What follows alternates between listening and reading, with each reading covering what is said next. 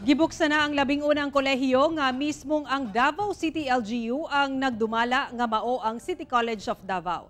Dinhi libreng college education ang gihanyag alang sa mga estudyante. Ani ang report ni Argil Relator. Pagkabot sa damgo nga mahawas sa kalisod ug hayag nga kaugmaon alang sa ilang pamilya. Kini ang gilauman nila Judian nga gikan sa tribong Bagobo Klata ug Barbie nga sakop sa tribong Matigsalog. Kinsa lakip sa pioneering students sa bagong gibuksan nga City College of Davao.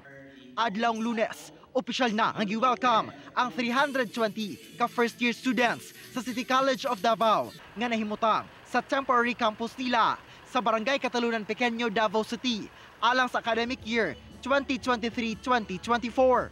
Sa panahon karon lisod jud kay kung dili ka mo eskwela, so dapat magpursige jud ka nga mo eskwela jud kay para matabangan pa nimong ginikanan. Parehas ako nga isa ka IP nga matigsalog dili kayo kanang maka-provide akong parents sa mga financial problem mo nang bless kay Mr. nga gibahatagan mig opportunity nga maka-eskwela diri.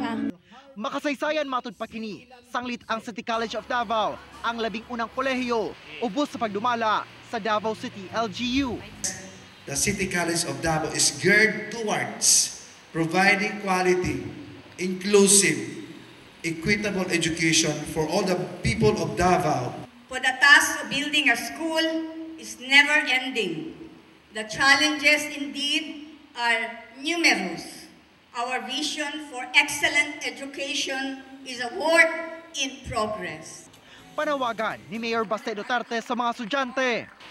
So muna, ang inyong obligasyon ron, ayon ninyo saya nga inyong oportunidad nga makasuod mo eskwelahan, libre inyong tuition. O may laing ko na kundi magtuon lang mo. Tulo ka kurso ang gi-offer sa maong kolehiyo nga mao ang Bachelor of Technical Vocational Teacher Education, Bachelor of Early Childhood Education, ug Bachelor of Science in Entrepreneurship. Kauban si Melchor Awing sa kamera.